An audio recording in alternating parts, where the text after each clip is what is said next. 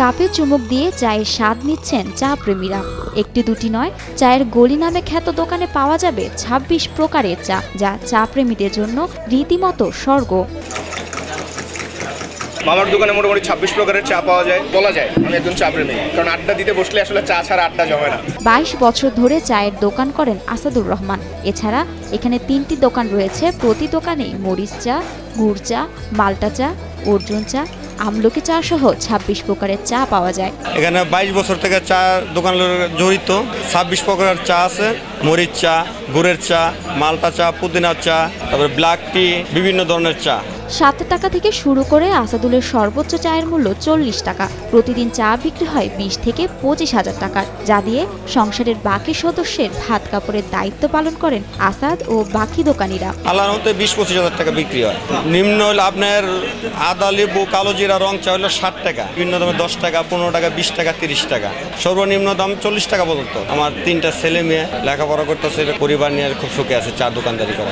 আসাদুলের special lemon মাল্টা, white coffee special থাকলেও এখানে এত চায়ের মাঝে চা প্রেমীদের পছন্দের তালিকায় থাকে মরিচ চা। সবচেয়ে বেশি খায় আপনার মরিচ চা, যেটা বুলেট তেঁতুল মরিচ বিটলবন্ধে, যেটা এটা চলে বেশি। আর হলো গুড়ের চা, দুইটা শীত বর্ষা সবসময় দুইটা চলে বেশি।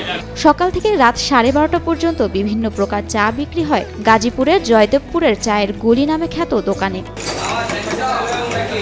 সব বয়সের মানুষই চা খেতে চায়ের গলিতে আসেন। দোকানের সামনে ভিড় জমে সকাল সন্ধ্যায়। দোকান 9:30 থেকে রাত 12টা পর্যন্ত, কিন্তু 2 টাইম লোক হয় বেশি, 11টার দিকে আর হলো সন্ধ্যার পর দিয়ে রাত 10টা পর্যন্ত। কেউ সারাদিনের ক্লান্তি ভুলতে, আবার কেউ বন্ধুদের সাথে মন প্রাণ খুলে গল্প করতে ছুটে আসে চায়ের দোকানে। কেউ বা আবার চা খেতে খেতে লিখে ফেলেন ছড়া কবিতা।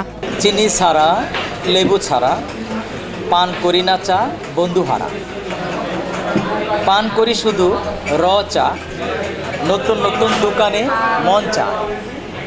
চা পান করি আদা দিয়ে, একটু ঠান্ডা করে, না হলে জিব্বা যায় পুড়ে।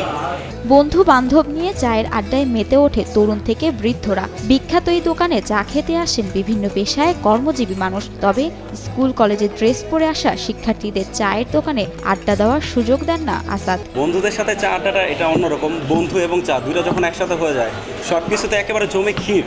মানে বৃষ্টির দিনে খিচুড়ি যেমন খাওয়া একটা টেস্ট, তেমনি বন্ধুদের সাথে চা খাওয়াটা একটা অন্যরকম আলাদা ভাইবস। আবার অনেকে লোকমুখে আসাদের চায়ের প্রশংসা শুনে ছুটে আসেন চায়ের গলিতে। চায়ের চুমুক দিয়ে প্রকাশ করেন স্বাদের স্বস্তি। এখানে আসলে ভালোর গুণাগুণ পরীক্ষা করার জন্য আসছি। আমরা জানি যে আসাদ ভাইয়ের এখানে ভালো চা পাওয়া যায়।